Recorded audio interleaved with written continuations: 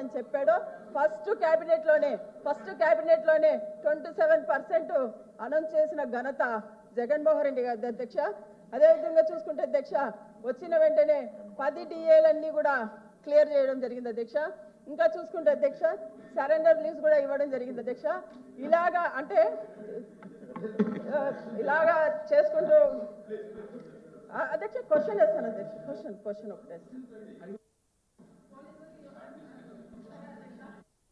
ఒకటే అధ్యక్ష, ఏదైనా ఈ ప్రభుత్వం ఇప్పటికైనా కూడా ఉద్యోగ సంఘాలతో చర్చించి వాళ్ళకి ఇవ్వాల్సిన బకాయిలను తక్షణమే చెల్లించాలని, అలాగే ఈరోజు మంత్రి గారికి ఒక క్వశ్చన్ అధ్యక్ష, ఇంతవరకు ప్రభుత్వ ఉద్యోగులకు చెల్లించిన బకాయిలు ఎంత అని తెలియజేయాలని కోరుకుంటున్నాను. Sir finance minister. Chairman sir, చాలా సంతోషంగా ఉంది అధ్యక్ష. వీళ్ళలో మార్పు వచ్చిందా, మార్పు నటిస్తున్నారా, ఏదైతేనే మొత్తానికి కనీసం లిప్ సింపతి అన్న చూపిస్తున్నారు అధ్యక్ష. సంతోషం. లిప్ సింపతి అన్న కనీసం అంత మేరకు గుర్తించినందుకు నిజంగా ధన్యవాదాలు అధ్యక్ష. అధ్యక్ష నాకు ఒక్కటి ఆశ్చర్యం వేస్తుంది సార్. పిఆర్సీ అనే పదమే ఒక పెద్ద బూత్ అయినట్టు, ఆ పిఆర్సీ గురించి మాట్లాడితే మా పదవులు ఎక్కడ పోతాయో అని ఈ సభ్యులు మాట్లాడలేదు. గతంలో ప్రభుత్వంలో ఉన్నటువంటి పాలకుల పిఆర్సీ అనేటువంటి పదం సెక్రటరేట్ కాదు కదా ఈ రాష్ట్రంలో ఎక్కడ వినపడకుండా చూసినటువంటి దాఖలాలు మనం చూసాం అధ్యక్ష. చివరికి వీళ్ళు ఏమి ఇచ్చారు అధ్యక్ష? రివర్స్ పిఆర్సీ ఇచ్చినటువంటి ఏకైక ప్రభుత్వం వీళ్ళదే అధ్యక్ష. Reverse PRC. ఉద్యోగులు వినాలి, మీరు చెప్పినంతసేపు ఓపికగా ఉన్నా నేను. ఉద్యోగులు అయ్యా మీ కొత్త జీతాలు వద్దు, మాకు పాత జీతాలు ఇవ్వండి, చంద్రబాబు నాయుడు గారు 2014-19 మధ్య ఇచ్చిన జీతాలే ఇవ్వండి అని అడిగితే వాళ్ళను కూడా బెదిరించి సంతకాలు పెట్టించినటువంటి మీరు ఈరోజు పిఆర్సీ గురించి అవ్యాజ్యమైనటువంటి ప్రేమలు చూపిస్తా ఉంటే అదేదో చెప్తారు, తల్లికి ఏమో చేయనాడు పిన్నమ్మ గాజులు కొనిస్తానన్నట్టు. సార్ ఇంకో మంత్రి పేరు చెప్పొచ్చు సార్. మీకు 15వ తారీఖు అన్న జీతాలు వస్తున్నాయి, సంతోషించండి అని స్టేట్మెంట్ ఇదే ఫ్లోర్ లో ఇచ్చారు అధ్యక్ష. రికార్డులో ఉన్నాయి అధ్యక్ష. 15వ తారీఖు అన్న జీతాలు ఇస్తున్నాము, సంతోషించండి అని ఉద్యోగస్తుల మీద హేళనగా మాట్లాడిన వాళ్ళు. అధ్యక్ష వీఆర్ కన్సర్న్డ్. ఎస్, మీరు గుర్తించారు. On the floor of the house చెప్తున్నా, ఈ ప్రభుత్వ మార్పులో ఉద్యోగస్తులు కీలక పాత్రను పోషించారు. రాష్ట్రం మీద ప్రేమతోటి, తమ భవిష్యత్తు మీద ప్రేమతోటి, రాష్ట్ర భవిష్యత్తు కోసం ఆలోచన చేయగలిగినటువంటి శక్తి ఉన్నటువంటి వాళ్ళు కాబట్టి ఇవాళ ఏ పరిస్థితుల్లో అధ్యక్ష బకాయిలు 30,000 కోట్లు అంటున్నారు. కాసేపు పక్కన పెడదాం అధ్యక్ష. అది 27,000 కోట్ల 30,000 కోట్ల ఎవరి వారసత్వం అధ్యక్ష? ఇది ఎవరి వారసత్వం అధ్యక్ష? ఇది మేము ఆ రోజు వైట్ పేపర్లో ఇచ్చింది 21,000 కోట్లు అంటే కాదు 23,000 కోట్లు అని ఉద్యోగ సంఘాలు ఆ రోజు మాకు వచ్చి చెప్పాయి. ఇంకా మీరు ఇవన్నీ మిస్ చేస్తున్నారు చూడండి. 21,000 కోట్ల రూపాయల ఉద్యోగుల సొమ్ముని వాడేశారు మీరు. You have use that money. మీరు ఓన్లీ ట్రస్టీ. వాటికి ఆ ట్రస్టీగా ఉండాల్సినటువంటి సొమ్ముల్ని కూడా వాడేసి అధ్యక్ష ఎలక్ట్రిసిటీ అనుకుంటా కరెక్ట్గా, నేను I'm not able to recollect అది. ఎలక్ట్రిసిటీ డిపార్ట్మెంట్కి సంబంధించినటువంటి వాళ్ళ సేవింగ్స్ అధ్యక్ష ఏపీ ఫైనాన్స్ కార్పొరేషన్ ఒకటి పెట్టి అక్కడ వాళ్ళకు వచ్చే వడ్డీ కన్నా తక్కువ వడ్డీకి దీంట్లో ఏపీ కార్పొరేషన్ తీసుకుని దీని నుంచి స్టేట్ డెవలప్మెంట్ కార్పొరేషన్ తీసుకుని అక్కడి నుంచి స్కీములకు పథకాలు రన్ చేశారు అధ్యక్ష. ఉద్యోగుల జీపీఎఫ్ ఫండ్స్ ని డైవర్ట్ చేసి స్కీములు నడుపుకున్న మీరు ఈరోజు ఉద్యోగుల మీద ప్రేమ చూపిస్తూ ఉంటే దయ్యాలు వేదాలు వల్లించడం అంటే ఎగ్జాక్ట్లీ ఇదే. దయచేసి ఎస్ వీఆర్ కన్సర్న్డ్ అధ్యక్ష.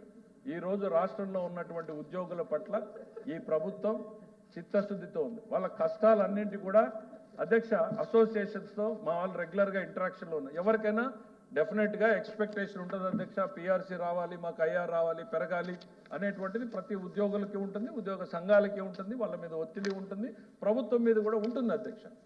కానీ అధ్యక్ష ప్రైవేట్లో మాట్లాడుతున్నప్పుడు ఉద్యోగస్తులు చెప్తా ఉన్నటువంటి విషయాలు వింటే ఇంత వండర్ఫుల్ ఆర్గనైజేషన్ని ఎంత దుర్మార్గంగా వీళ్ళు గత 5 ఏళ్లలో ట్రీట్ చేశారనిపించింది అధ్యక్ష. వాళ్ళు ఓపెన్గా చెప్తారు, ఎస్ వీ అండర్స్టాండ్, రాష్ట్రం ఈరోజు ఏ పరిస్థితుల్లో ఉందో మాకు అర్థమవుతా ఉంది, అయితే ఇది వేస్తే ఏదో ఒక దశలో కొంతైనా డిస్కషన్ వస్తుంది కదా అనేటువంటిది మాట్లాడుతూ ఉన్నారు అధ్యక్ష.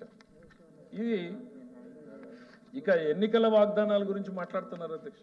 మీ ఎన్నికల వాగ్దానాలు మీరు గుర్తుపెట్టుకుని ఉంటే మీకు ఆ పరిస్థితి వచ్చి ఉండేది కాదు. మీ ఎన్నికల వాగ్దానాలు గుర్తుపెట్టుకుని ఉంటే మీకు ఆ పరిస్థితి వచ్చి ఉండేది కాదు. పొరపాటున సింగిల్ డిజిట్కి పోకుండా డబుల్ డిజిట్లో మిగిలారు మీరు. దయచేసి బకాయిలు అధ్యక్ష, వారసత్వంగా వాళ్ళు బకాయిలు ఇచ్చి మీరు బకాయిలు పేరుకుపోయినాయి అనేటువంటిది బకాయిలు కాదు అధ్యక్ష, డైవర్షన్ అధ్యక్ష. ఇక్కడ దుర్మార్గమైనటువంటిది ఏంటంటే, ఓకే ఆ ఖజానాలోనే ఉండో ఇంకో రకంగా ఉంటే ప్రాబ్లం లేదు అధ్యక్ష. వాడేశారు అధ్యక్ష. వాడేసిన బకాయిల్ని వీళ్ళకి అధ్యక్ష, ఇది అవుట్ ఆఫ్ కంటెస్ట్ అయినా గత పాలన గురించి ఒక ఎగ్జాంపుల్ చెప్పాలి అధ్యక్ష. 94 కేంద్ర ప్రభుత్వ స్కీముల్ని వీళ్ళు డైవర్ట్ చేశారు అధ్యక్ష. దాన్ని రివైవ్ చేయడానికి ఈరోజు చంద్రబాబు నాయుడు గారి ప్రభుత్వం ఎంత కష్టపడిందో ఎగ్జాంపుల్ అధ్యక్ష. 60% కేంద్ర ప్రభుత్వం ఇస్తే 40% రాష్ట్ర ప్రభుత్వం పెట్టాలి. వీళ్ళు 60%ని వాడేశారు వేరే పథకాలకి. ఇవాళ ఒక్కొక్క పథకాన్ని డైవర్ట్ చేయడానికి ఆ 60% ఇవ్వాలి, రాష్ట్ర ప్రభుత్వం పెట్టాల్సిన 40% ఇవ్వాలి. అంటే మొత్తం పథకాన్ని రాష్ట్రం నడుపుకున్నట్టయింది అధ్యక్ష. పెడితే తప్ప యూసీలు ఇవ్వలేనటువంటి పరిస్థితికి విద్యార్థుల ఫీజులు వాడేసినటువంటి వీళ్ళు ఈరోజు ఉద్యోగస్తుల గురించి మాట్లాడుతూ ఉంటే ఎస్ వీఆర్ కన్సర్న్డ్ అధ్యక్ష. 43 ఫిట్మెంట్ ఇచ్చినటువంటి ప్రభుత్వం మాది అధ్యక్ష గతంలో. వీళ్ళు తెలంగాణ అంటున్నారు. తెలంగాణ కన్నా 1% ఎక్కువ ఇచ్చినటువంటి ప్రభుత్వం మాది అనేటువంటిది గుర్తు చేస్తా ఉన్నారు అధ్యక్ష. మీరు దాంట్లో సగం కూడా ఇవ్వలేకపోయారు. 27%, 23 ఇదే అధ్యక్ష. రివర్స్ పిఆర్సీ ఇచ్చిన వీళ్ళు ఈ రకంగా మాట్లాడడం కరెక్ట్ కాదు అధ్యక్ష. చివరిలో వాళ్ళ ప్రశ్న అడిగారు అధ్యక్ష, ఎంత ఉన్నాయి అనేటువంటిది. మేము ఎంత పే చేసాం ఈ గవర్నమెంట్ వచ్చిన తర్వాత అంటే అదర్ దాస్ రొటీన్గా పోయేవి కాకుండా 24-25 మధ్యలో 11,496 కోట్ల రూపాయలని పే చేయడం జరిగింది. 25-26 రన్నింగ్ ఇయర్లో ఇప్పటిదాకా 3,549 కోట్లని పే చేయడం జరిగింది అధ్యక్ష ఉద్యోగస్తులకి. ఆ విషయాన్ని సభ్యులు అడిగినటువంటి ప్రశ్నకు సమాధానంగా చెప్తూ మేము మళ్ళీ రిపీట్ చేసేది ఒకటే అధ్యక్ష, it is under active consideration. ఈ ఉద్యోగుల పట్ల ఈ ప్రభుత్వాన్ని నడిపించడంలోనూ ప్రజలకి ప్రభుత్వ పథకాలని చేరువ చేయడంలోనూ ఉద్యోగస్తుల పాత్ర ఏంటి అనేటువంటిది మాకు ఇప్పుడు కాదు, చంద్రబాబు నాయుడు గారు గవర్నెన్స్లో వచ్చినటువంటి తొలి రోజు నుంచి కూడా మాకు క్లారిటీ ఉంది అధ్యక్ష. ఈ రాష్ట్రాన్ని నడిపించడానికి బండికి 2 చక్రాలు ఎట్లానో ఈ ప్రభుత్వానికి పొలిటికల్ సెటప్ ఎట్లానో బ్యూరోక్రసీ ఎంప్లాయీస్ కూడా అంతే అనేటువంటిది మేము బలంగా నమ్ముతున్నాం. ప్రభుత్వ యాక్టివ్ కన్సిడరేషన్లో ఉంది అన్నటువంటి విషయాన్ని తమ దృష్టికి తీసుకొస్తున్నాను అధ్యక్ష. ఎల్ఓపి గారు. అధ్యక్ష, మినిస్టర్ గారు చెప్తూ ఎప్పుడు కూడా వీళ్ళు అంటే ఈ పిఆర్సీ గురించి ఈ సభ్యులు మాట్లాడింది లేదు అన్నారు అధ్యక్ష. గతంలో కూడా గత గవర్నమెంట్లో కూడా యాజ్ ఎ టీచర్స్ ఎమ్మెల్సీగా మేము ప్రభుత్వ ఉద్యోగాల గురించి మా టీచర్స్ గురించి ప్రతిసారి కూడా ప్రభుత్వ దృష్టికి తీసుకెళ్తూనే ఉన్నాం అధ్యక్ష. ఎక్కడ అధ్యక్ష నేను ఒక విషయం చెప్తున్నా అధ్యక్ష ఇక్కడ ఒకటే అధ్యక్ష, ఇప్పుడు రివర్స్ పిఆర్సీ ఇచ్చారు అంటున్నారు అధ్యక్ష. దాదాపుగా 5 సంవత్సరాల్లో 2 సంవత్సరాల్లో కరోనా సరిపోయింది అధ్యక్ష. కోవిడ్తో దేశమంతా విలవిలా ఉన్న పరిస్థితులలో అధ్యక్ష సార్ ఒక్క నిమిషం బెటర్ మీ నుంచి ఇంకా బెటర్ ప్రశ్నలు వస్తాయని చెప్తున్నా. కరోనా వలన రాష్ట్ర ప్రభుత్వానికి కేంద్రం నుంచి అదనంగా డబ్బులు వచ్చాయా, డబ్బులు ఏమన్నా తక్కువ వచ్చాయా అనేటువంటిది కూడా పరిగణలోకి తీసుకుని మీరే చెప్పాలనుకున్నా చెప్పండి. డబ్బులు వచ్చినా కూడా అది ఇతర రాష్ట్రాల కన్నా ఆంధ్ర రాష్ట్రంలో ఎక్కువ కేరింగ్ ఎక్కువ ఉంది సార్ ప్రజల మీద. సో దానివల్ల ఖర్చు కూడా ఎక్కువ జరగడం వల్ల ఒక కేంద్రం మీద డిపెండ్ కాకోకుండా మన రాష్ట్రం నుంచి వచ్చిన బడ్జెట్లో కూడా తీసుకొని ఖర్చు పెట్టడం జరిగింది సార్. అయితే ఈరోజు మేము కోరేది ఏంటంటే సార్, ప్రభుత్వాలు ఏమని కాదు సార్, మేము ఉద్యోగస్తుల పక్షాన మాట్లాడుతున్నాము.